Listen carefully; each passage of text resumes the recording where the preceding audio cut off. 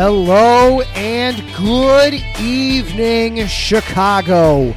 Welcome on back in to Chi-Town Weekly here on IE Sports Radio. Adam Karnick with you yet again for... This is getting way too repetitive on this show. Another week, another Bears loss to dissect. And this one's different for me a little bit. I know we're going through the teardown phase of the Bears. And we all know what it's headed towards. And we've got the quarterback, so we know that there are brighter days ahead. But yesterday was just tough. It was just a hard one. We will break down and dissect yet another loss to the hated Green Bay Packers. It's not like there's a whole lot of great stories from over the weekend in Chicago sports. We had it in an 8-hour span yesterday. The Bears, the Bulls, and the Blackhawks all lost. And none of them, and the Bears were probably the closest ones to winning. Yuck. That was a rough Sunday in the Chicago sports world. But there is one story from last week that is pretty cool and involves Chicago making history. So we do have some positive to talk about tonight. All that and more coming up on this episode of Chi-Town Weekly. Buckle on up, everybody. Let's try to have some fun.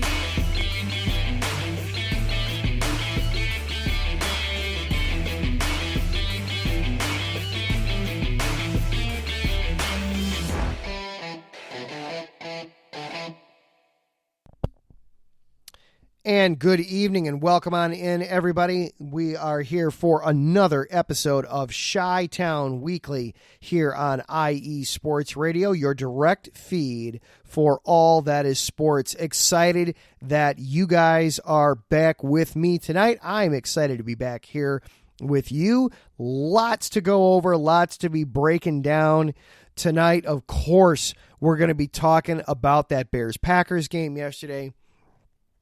Also, we're going to be discussing a little bit of both the Bulls and Blackhawks having their own troubles on Sunday.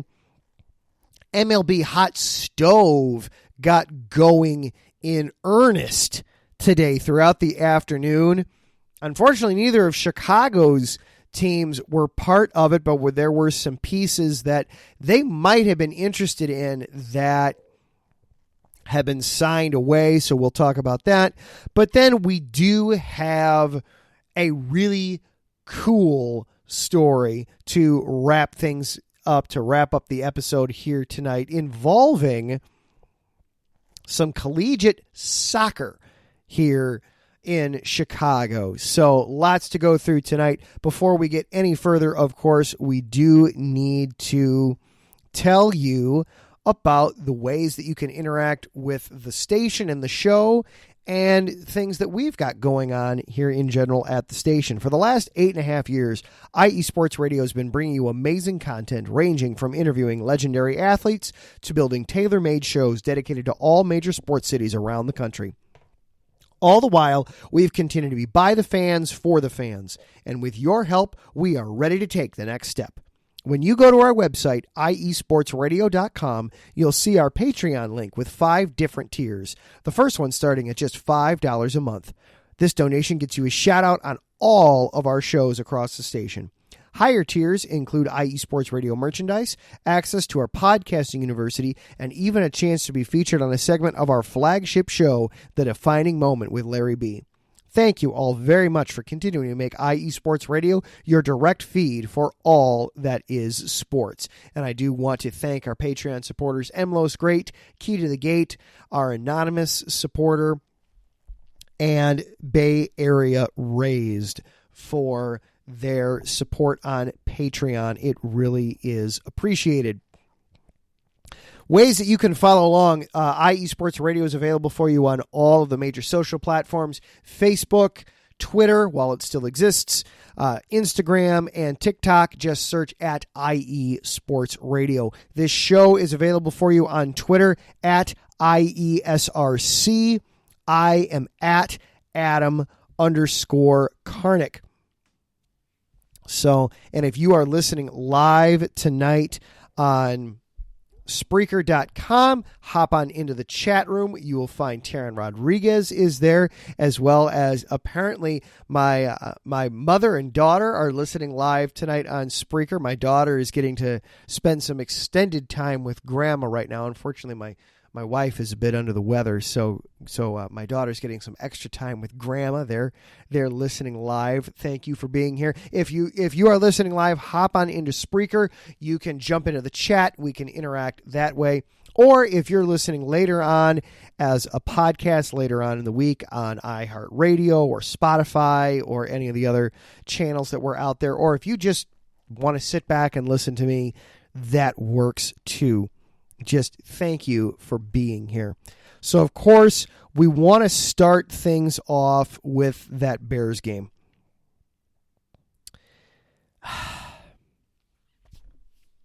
This is a little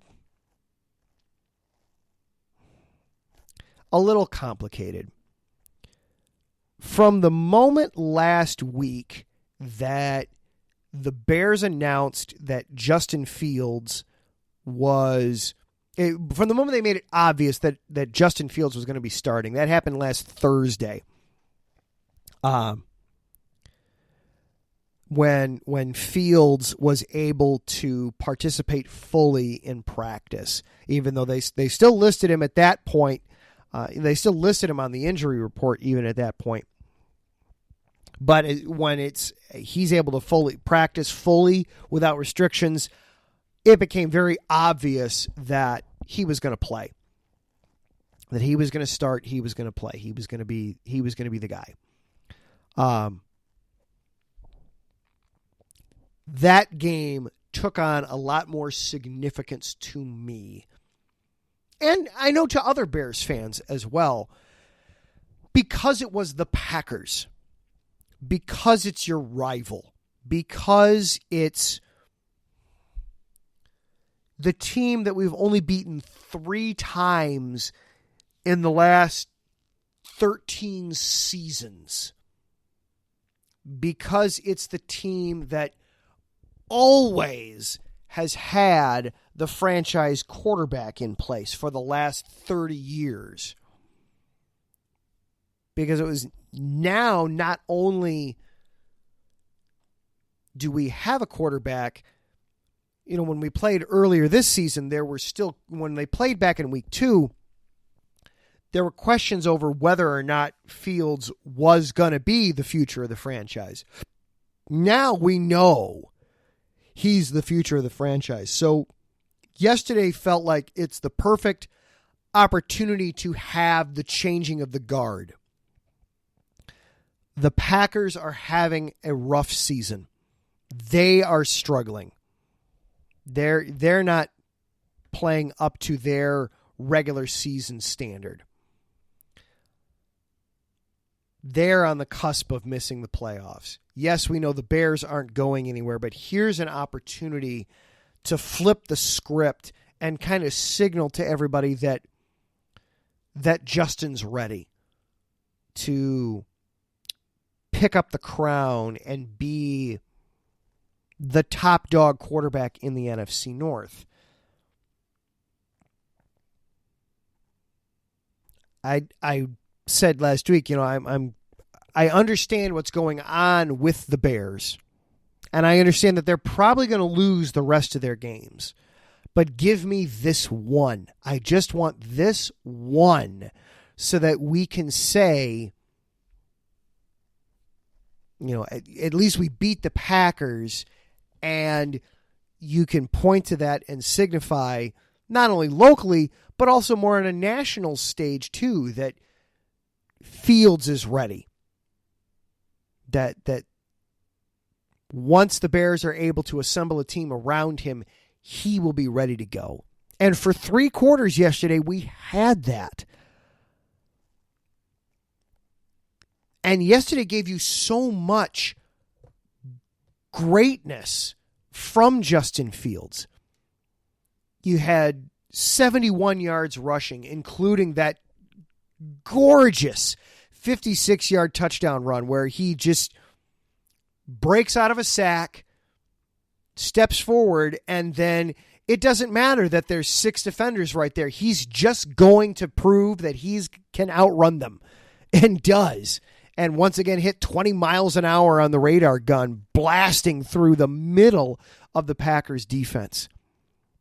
But then what I really loved, that he was making some amazing throws from the pocket.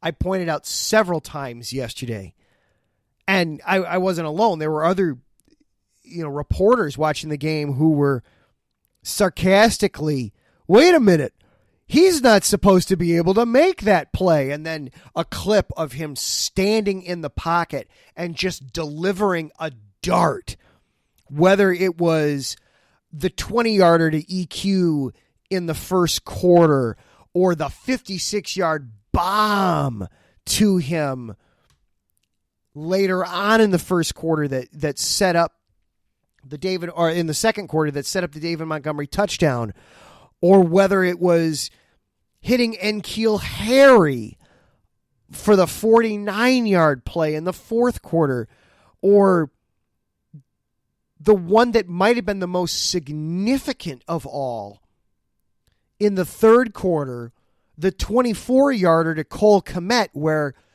he avoided the sack, stepped up in the pocket, looked for all the world like he was going to pull the ball down and run, and instead throws it to a wide open Cole Kmet on the sideline, who's able to then go untouched an extra 15 yards.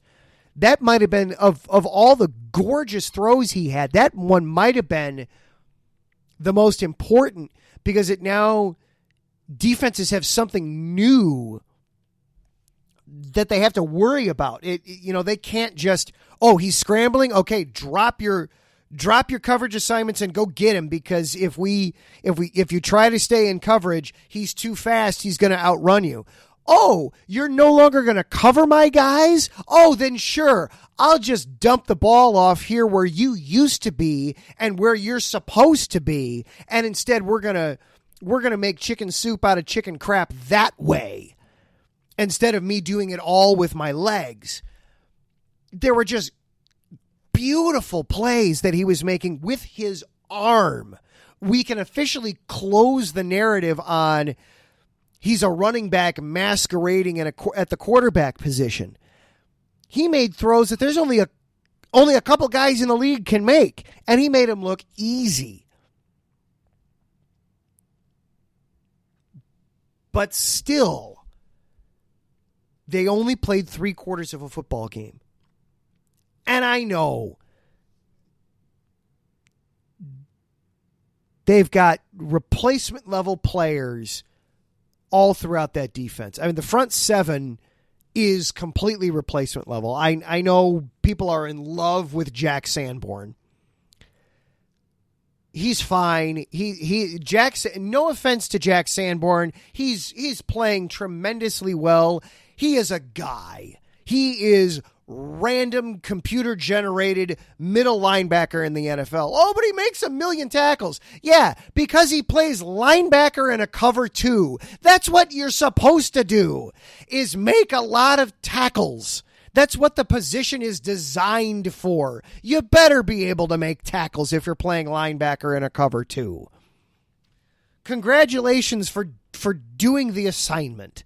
He's doing it well, but I can't get super excited about Jack Sanborn. I understand why there are people that are. I get it. I understand it. But I personally can't get there. Otherwise, you're just mix and match guys that on a legit championship contending team are third stringers at best in the front 7. I will say the secondary yesterday had an amazing game overall. no Jaquan Brisker, no Kyler Gordon, no Eddie Jackson. And they held Aaron Rodgers to under 200 yards pass. They held him to under 185. And with no pass rush to speak of. I mean, Rodgers didn't officially get hit at all in that game. Not only did they not register a sack, officially they didn't even register a quarterback hit. Taco Charleston had one, but it was negated by a penalty. So officially, Aaron Rodgers didn't get touched by the Bears defense yesterday. And so that secondary held him to under 185 yards throwing. So I will commend them for that. And Mike Pat in the chat trying to be the light and the beacon at the end of the tunnel. You know, the Bears are about to have a top 5 pick and a franchise quarterback. Ooh, and a hot mess of cap space. Yes, I know. I see all that, and I know that's there. But for me yesterday, that one hurt. Because they played 3 quarters of terrific football and then just blew it in the fourth quarter. The minute Cairo Santos had that field goal blocked in the fourth quarter, I knew where it was going. There's the momentum switch. There's the thing they won't be able to recover from. And I hate it when I'm right like that. Davidson Crooks asking what's good in the chat. Unfortunately, not much in Chicago sports from over the weekend. It was a rough one for the Bears. The Bulls got killed. The Blackhawks got clobbered. It was a bad weekend for Chicago sports, unfortunately. Davidson, we're gonna get into the Bulls in a little bit, but I want to give Davidson a minute or 3 to think about this. Davidson, do the Bulls have Davidson is the host of Fast Break on IE Sports Radio Sunday nights. He and Dentarius do an outstanding job covering the sport. Davidson, do the Bulls, what's their path out of this mess right now that they're in? Davidson, do we have a path forward? I mean, excuse me. They just lost 110-101 to the Kings. And it wasn't as close as that score would indicate. And now they've got the Wizards coming up, Mike Pat's Wizards. But I feel like this is going to get really ugly really fast here is my concern here. So Davidson, do the Bulls have a way out of this? Excuse me again, my throat got a little dry there. I apologize. But back to the Bears for a second. We'll get into the United Center teams here in a minute. But from the minute that field goal got blocked, it felt like I've seen this movie before, and sure enough, that's what it turned into.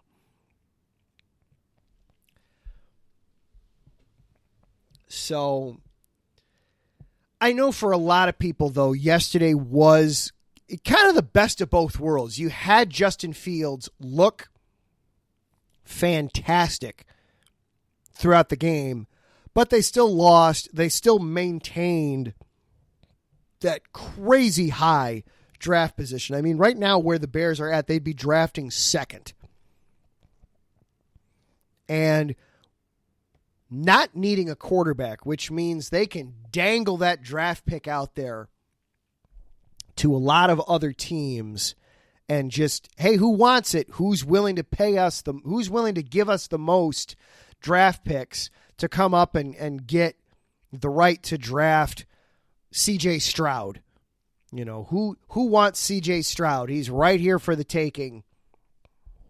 Come here and take him. Or I know Mike was commenting over the weekend that if the Buckeyes beat Georgia in the college football playoff, then he might even go number 1 overall. In which case, okay, Bryce Young is sitting there. Who wants Bryce Young? He's right here. Come and get him. You know, so it's very possible the Bears could wind up with some terrific draft picks out of this situation. Or they could just stay at number 2 and, take a defensive lineman or, something that helps them right away. It's not like they're lacking for holes. But I wanted to be in the micro of that game yesterday. And so I was very disappointed. I was also disappointed, too, for the 2 interceptions that ended the game, because I hear the phrase on sports radio in Chicago from time to time, out of town stupid. And what they generally are referring to when that expression gets used is somebody who is a national writer or a national personality or a regional personality from outside of Chicago that is coming in to get ready to do a Chicago game or talk about a Chicago game. And obviously they don't have the live in it, breathe it, talk about it for weeks on end.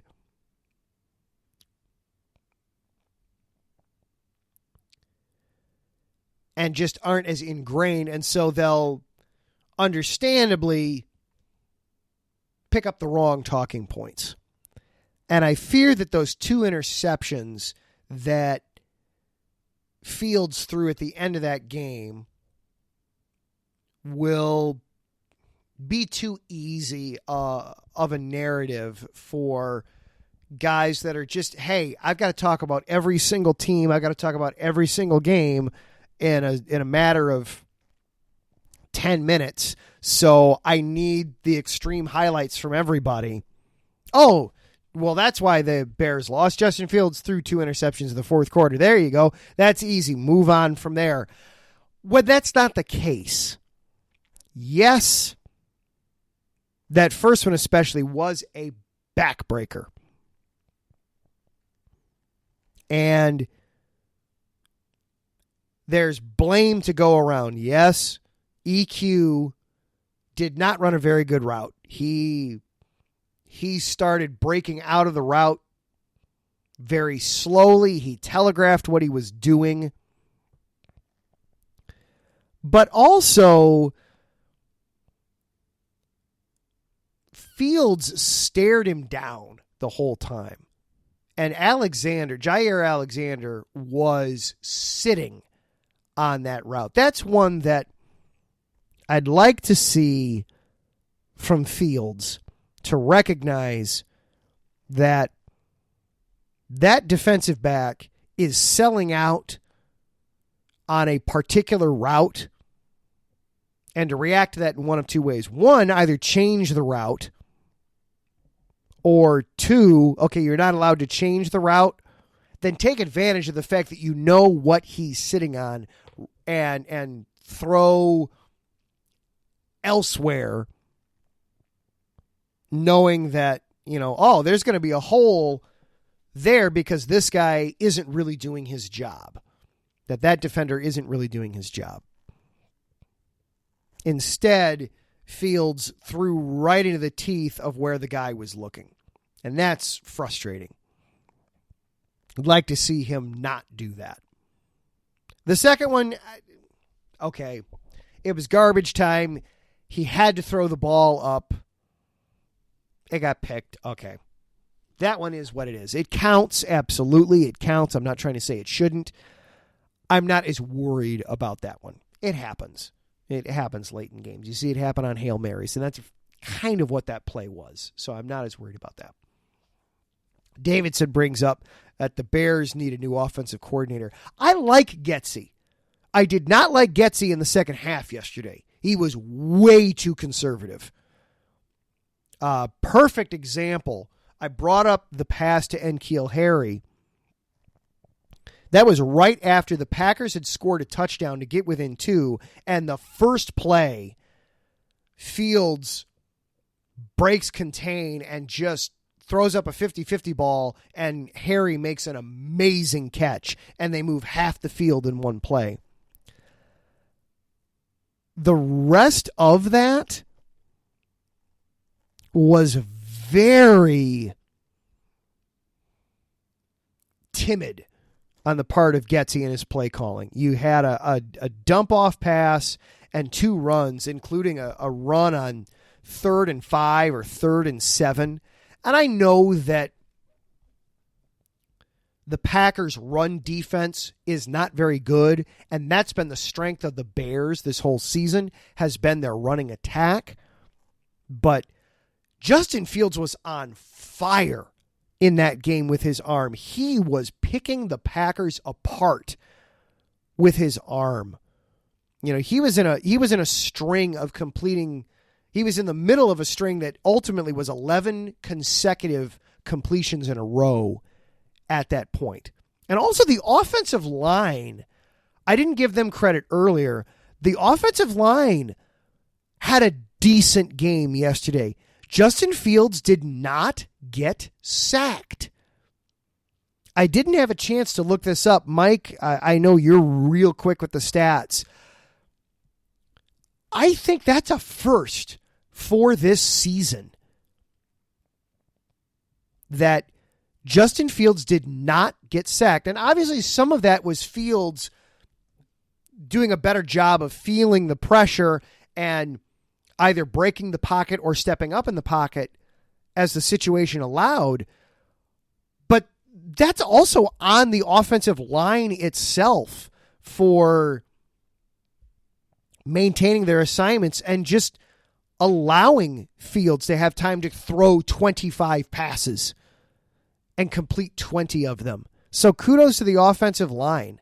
Alex Leatherwood made a little bit of... He finally got into the game yesterday. I would not be surprised at all if he winds up starting the final 4 games out of the bye week, just because the Bears are, at this point, they are eliminated. They're 3-10 overall. They are the only NFC team that has been eliminated to this point. And so you're just, you're looking for what you have for next year. You know that Riley Reif is not going to be here next year. Neither is Michael Schofield. So I would expect to see Alex Leatherwood over the final 4 games. If they have something there with him and Tevin Jenkins at right guard, they've got the right side of the offensive line shored up then, which will help. All right. That was a lot of Bears talk, and that was a lot of meandering Bears talk. We're going to take a quick break, and then when we come back, I want to talk about some of the other things in town. We've got the Bulls and Blackhawks both played yesterday, both lost yesterday. We want to talk about that a little bit. The Major League Baseball Hot Stove season has begun. Unfortunately, I don't think either of Chicago's general managers have gotten the memo just yet, because there are some guys that the Cubs especially would have been interested in that they did not go sign. We need to talk about that. And then we do have a positive Chicago sports story to talk about from last week. All that is coming up next here on Chi-Town Weekly. This is Adam Karnick on IE Sports Radio, your direct feed for all that is sports.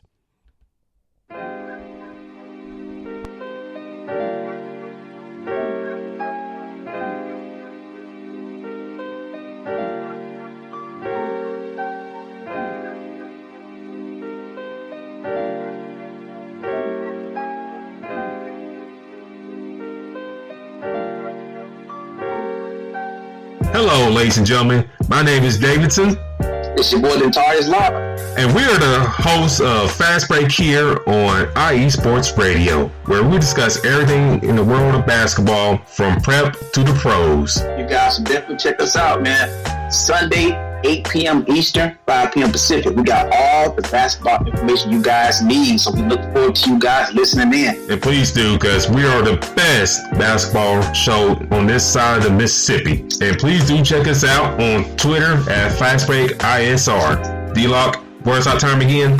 8 p.m. Eastern, 5 p.m. Pacific. That give you guys plenty of time on a Sunday. Tune in.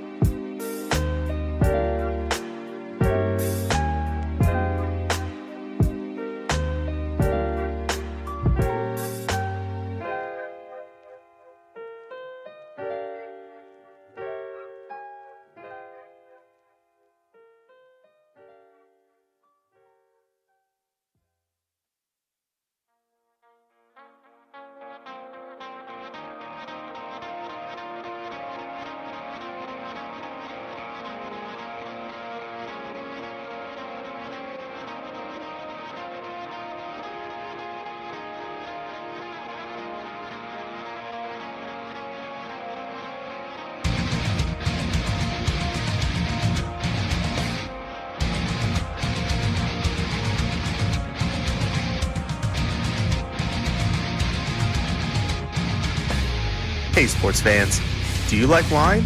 Well, we've got the show for you. This is Let's Wine About Sports, a show where we talk about wine and sports simultaneously. From the classic Cabernet Sauvignon all the way down to the grapes that you've never even heard of before. Oh yeah, we cover it all. And we'll talk about a little bit of sports as well. Football, hockey, collegiate, women's sports, it doesn't matter. We're going to talk about it all, and we're going to whine about it all. So join me Monday at 8 p.m. on IE Sports Radio, your direct feed for all that is sports.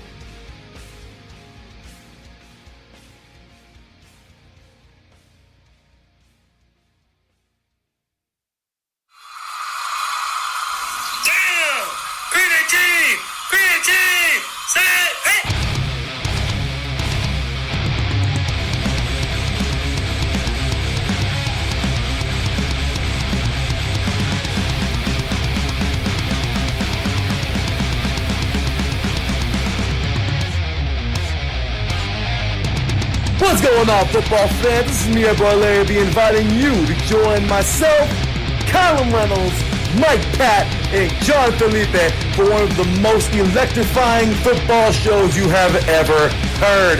3 and Out, right here at IE Sports Radio. Recap of the week before, a preview of what's to come, and of course, 3 hardcore head-to-head prime-time face-offs each week. You don't want to miss it.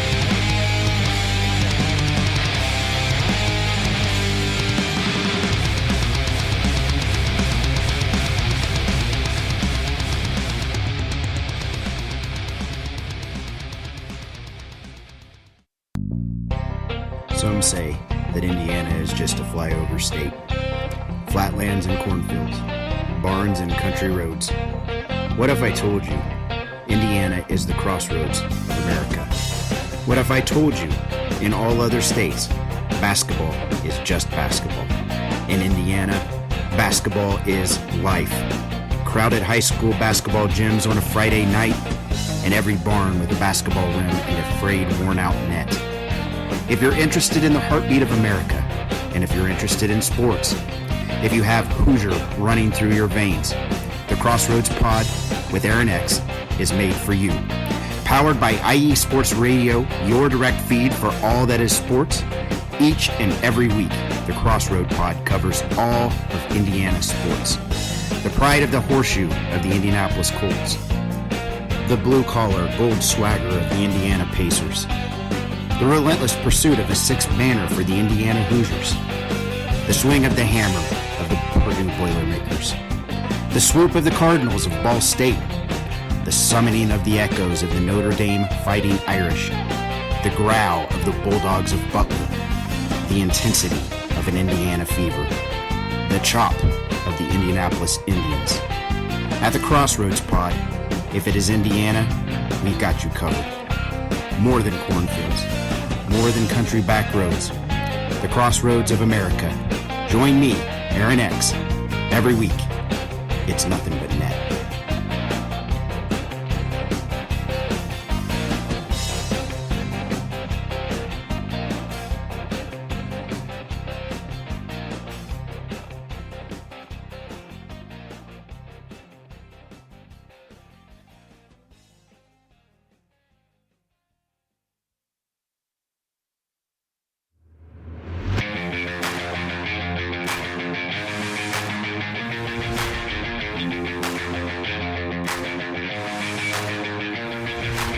What's happening, sports fans? Are you a fan of Southern California sports? Are you looking for a show hotter than a hot summer day in California? Then look no further than the SoCal Supreme Sports Show, where I talk about all things Southern California sports. That's right, all sports teams from Southern California. From the hard-hitting tackles of the NFL, to the killer crossovers and big three-pointers of the NBA and WNBA, to the grand slams of the MLB, to the bone-chilling goals of the NHL, and to the booming kicks of the MLS. the SoCal Supreme Sports Show has it all for you. Oh, and let us not forget about the college sports as well. So join me, Taryn Rodriguez, every week here on IE Sports Radio, your direct feed for all that is sports.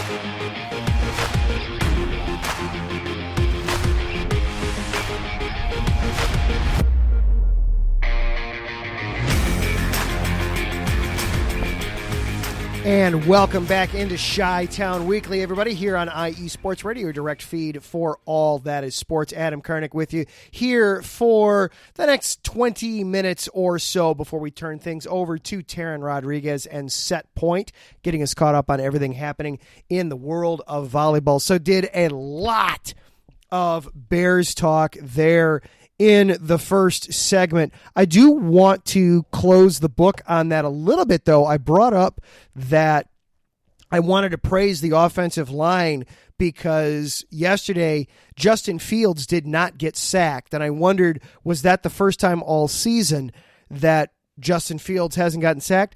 Not only is that the first time all season that Justin Fields wasn't sacked, it's the first time in Justin Fields' career when he has started a game and not gotten sacked at quarterback. The only other game where he wasn't sacked was his NFL debut last year, week 1 Sunday Night Football against the Rams, where he came in and only played 6 or 7 plays, and he did have the touchdown run in that one, but only attempted 2 passes and completed them both for 10 yards.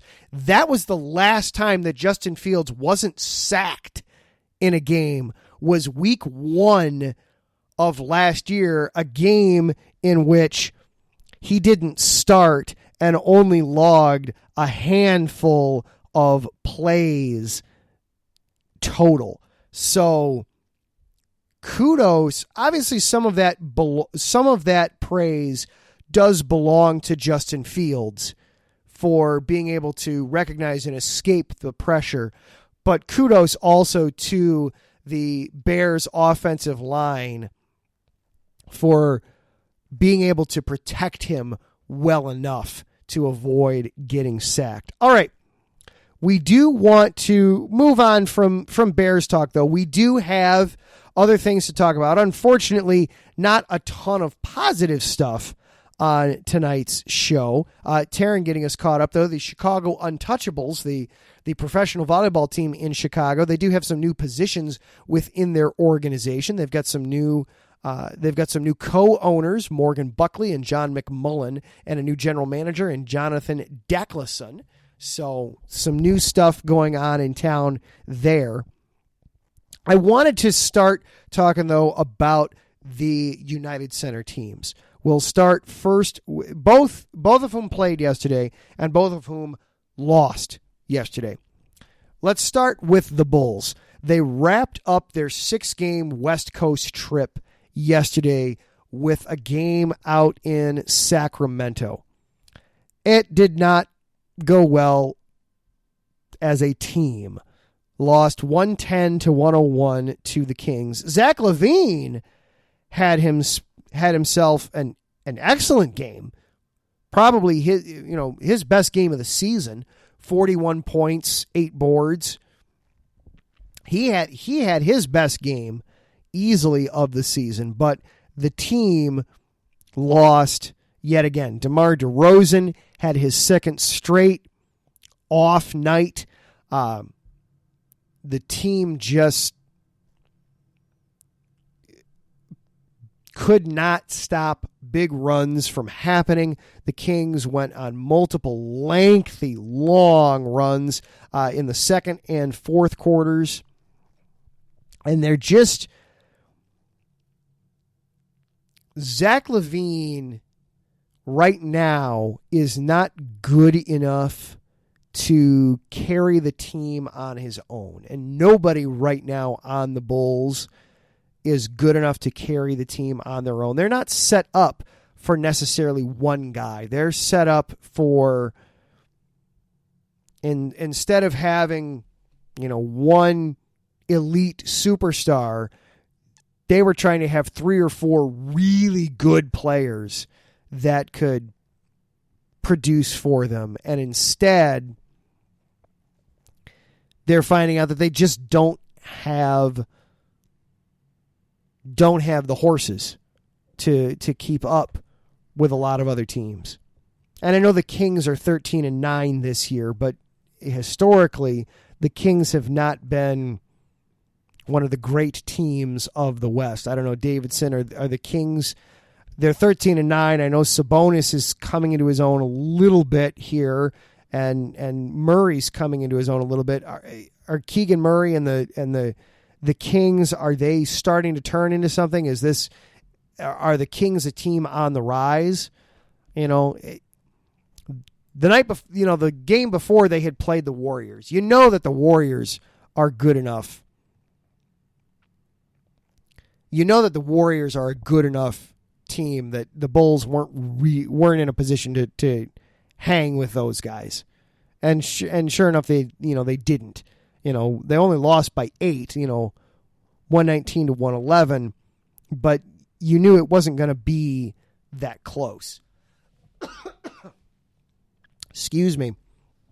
Mike, I need some of that mulled wine you were talking about in the chat room. Can you send that my way, please? Mike Pat, during the break there, was informing us that he's enjoying the show tonight with a mulled wine in front of him, left over from his show, Let's Wine About Sports last night. That sounds terrific and wonderful.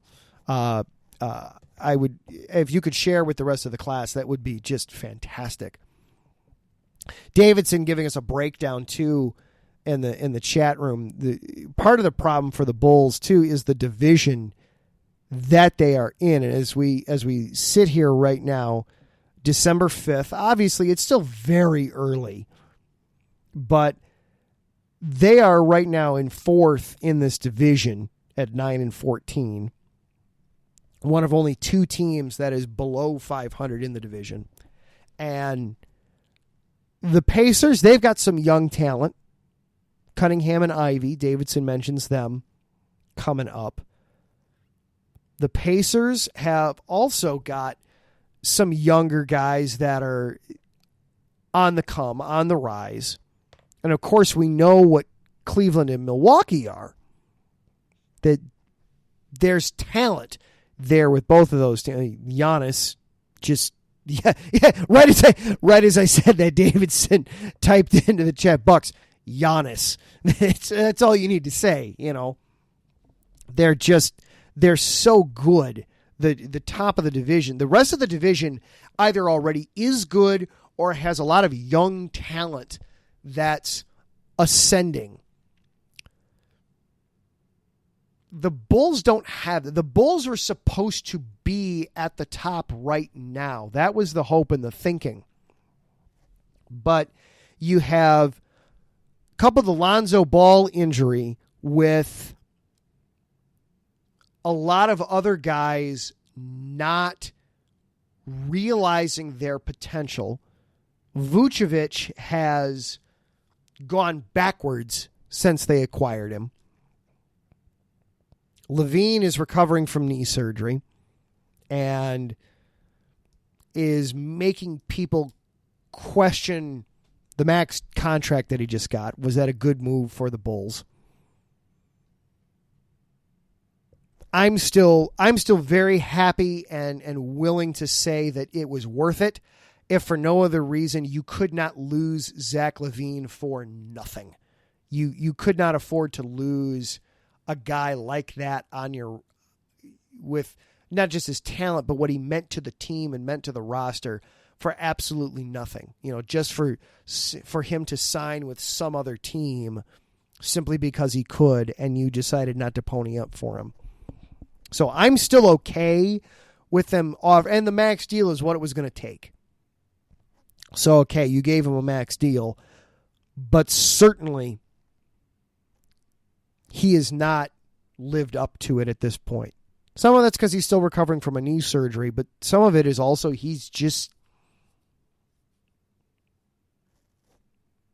not finished his maturation either. DeMar DeRozan, he's looking like he's coming back down to earth after having that amazing year last year. DeRozan is still good enough to help a team. I mean, that's why you're having his name already appear in some trade talk. The Lakers supposedly are interested in him, though frankly it seems like the Lakers are interested in everybody all the time. There's not a single player in the NBA that the Lakers aren't interested in acquiring. He has 2 legs, 2 arms, and can shoot a basketball. Great, we'll take him. We want him. What's it going to take? But still, a disappointing West Coast trip for the Bulls. 2-4 overall. They do get to come home, and they have one opponent in their next. Sorry, I have to do math. In their next 7 games, they only play one opponent that currently has a record above 500. That's the Atlanta Hawks. They play them twice in the next 8 games. Otherwise, you're looking at the Wizards, and Mike pointed out, that the Washington Wizards can be a great thing for whatever ails you as an NBA team. They've got the Mavericks. They've got the Knicks in a back-to-back later next week on the 14th and the 16th. Or excuse me, in a couple of weeks. Math again. I apologize. It was never my strong suit. And then they've got the Minnesota Timberwolves. And the Miami Heat are surprisingly under 500. But the Heat are good. You know that the Heat are a talented team. But still, things are set up that this could be a get right. But from what we've been seeing from the Bulls, it doesn't feel like they're about to turn the corner. It still feels like this could get a lot worse before it gets better. Billy Donovan is safe, because apparently he secretly signed an extension before the season. The Bulls just kind of threw that out there last week just to. Oh, by the way, something we forgot to bring up, everybody. Yeah, he's here for a while. So in case you were wondering if Billy Donovan is on the hot seat at all, no. The answer is no. The Bulls announced last week, Tuesday, that apologize again. I'm sorry. I'm trying not put the sounds of my lovely coughing happening on the microphone here. That, oh, by the way, we signed into an extension. He was in the 3rd year of a 4-year deal. A little surprising that they chose to do that, because you'd have thought that if an extension was coming, it would have been this time a year ago. Because look at how the Bulls have been in calendar year 2022. Basically, from February on, they have been very downhill. They went from being the top seed in the East to now they're sub 5. They made the playoffs, but got routed in the first round. Barely made it into the playoffs. Got routed in the first round, and now they're sub 500, very much looking up to a lot of teams in the Eastern Conference. As they're sitting right now, they wouldn't even be in the play-in. They would squarely be out of the playoffs. Now, there's a lot of time left, so obviously they could have a course correction, but still, it's concerning right now for the Bulls. Very, very concerning right now. Another team that it's still concerning for, though very understandably, is their United Center partners, the Blackhawks. The Blackhawks also played yesterday and lost yesterday in somewhat embarrassing fashion. It was 3-0 against the Islanders. And not only was it 3-0, pulling up some of the stats here. Listen to some of these numbers. They got outshot 40-21. First of all, you're only able to get 21 shots in a game. Yuck. That is not nearly enough. That's 7 a period. You can sometimes get 7 shots in half of a period. So it's not uncommon that you'll see some teams get 21 shots in a span of 30 minutes of hockey. That's not out of the realm here. Obviously, they failed on their power play opportunities. 6 giveaways. Only 5 takeaways. And the face-off dot, they won on the dot and still just could not get shots. They were one of the players said we were bad at the start, we were bad at the middle, we were bad at the end. It was just a rough game for the Blackhawks, and that was they had just ended an 8-game winless streak by beating the Rangers the night before 5-2. They had been 0-7-1 in their last 8 games before that. Turned right around, and now they're starting potentially another losing streak. And they've got the Devils tomorrow night, one of the hottest teams in the NHL. Ugh. This could continue to get ugly. But for the Blackhawks, we were expecting it to be ugly, just because of where they're at. Just like the Bears, the Blackhawks are also very much in the early stages of a teardown before they can rebuild.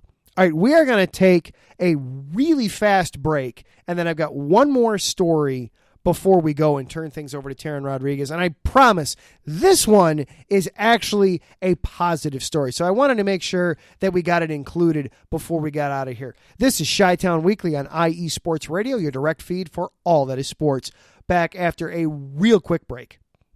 Are you a fan of the best teams in the Buckeye State? Then this is a show for you. This is the State of Ohio Sports, where I, your host, Andrew Hagenball, will bring you all the professional news as well as all things college from Northeast Ohio and Cleveland, all the way down to Southwest Ohio and Cincinnati, and even in the heart of the state in the state capital of Columbus. So if this sounds like the show for you, check out the State of Ohio Sports show every Friday at 2 p.m. Eastern Time, 11 a.m. Pacific on IE Sports Radio, your direct feed for all that is sports.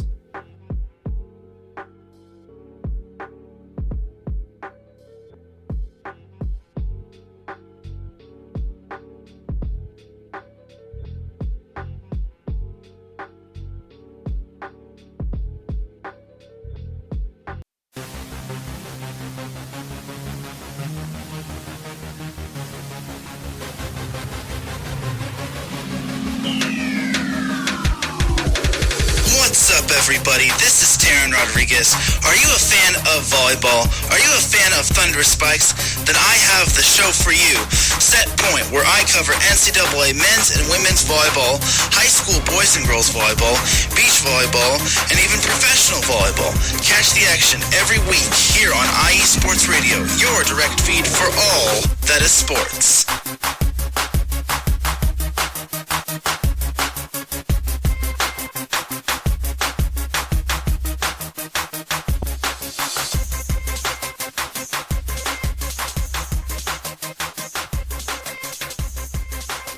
Adam Karnick back here with you on Chi-Town Weekly. One more real quick segment before we turn things over to Taryn Rodriguez of Set Point, as he will be breaking down everything happening in the world of volleyball, professional, collegiate. He even mixes in some high school stuff.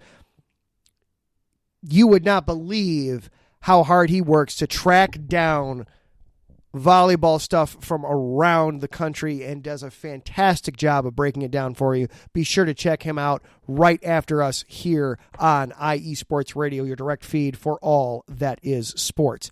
So this has been a very downer show tonight. Yesterday it was a rough day all around.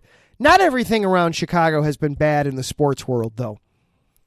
University of Chicago. Yes, we're gonna talk some collegiate sports. And not only are we going to talk some collegiate sports, we're going to talk some D3 collegiate sports. D3 soccer.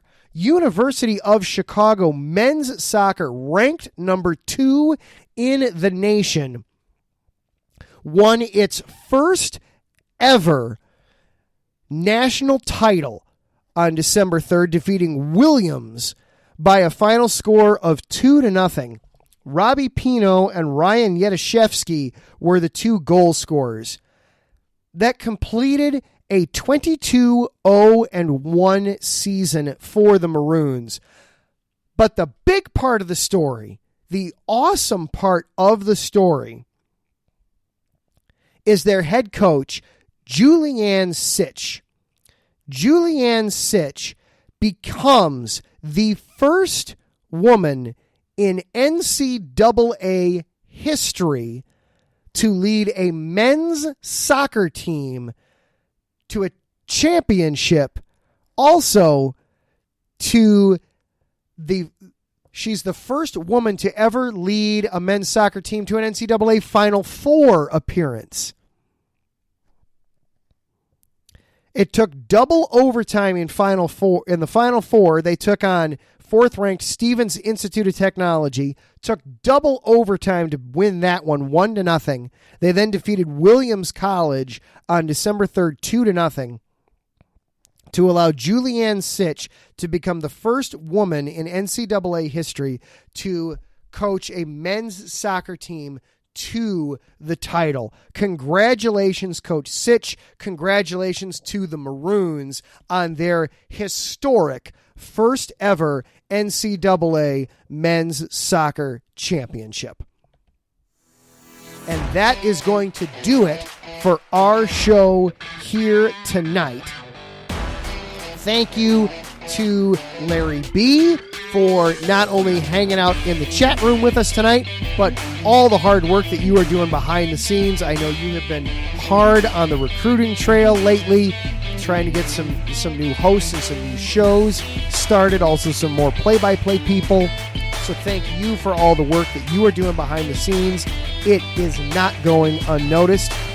Thank you to our Patreon supporters, Bay Area Raised, Key to the Gate, Anonymous, Emlos Great, for all of your support. If you are at all inclined, it's the holidays. I know everybody's in a giving mood right now. If you are so inclined, go to our website, iesportsradio.com. The Patreon link is right there. You can click on it. It's just $5 a month to get you started. Thank you to everybody hanging out in the chat room. Taryn and Davidson, Mike. My mom chimed in for a little bit. She's on her way to the airport now to pick up my sister. We're going to have some full family time this week. So I know she was there for a little bit. Thank you to everybody for hanging out in the chat room with me tonight. Be sure to stick around. Coming up next, Taryn Rodriguez is going to be breaking down everything volleyball on Set Point for you. Finally, thank you for coming and listening, whether it was live here on Monday night or later on in the week. Just thank you for fitting me into your life, into your busy schedule somewhere in there. I really do appreciate it. This is a lot of fun. I really enjoy doing this. So thank you for including me in on that. It's a Bears bye week this week, so not going to be nearly as in-depth with the Bears talk next week. We'll have some hot stove stuff to talk about. We didn't get into it very much tonight. We'll get into the hot stove next week. We'll find there'll be plenty of other things. We'll probably talk some college hoops next week as well, as that's starting to pick up steam. Until then, I am Adam Karnick. Everybody be safe, be healthy. We will talk to you next time.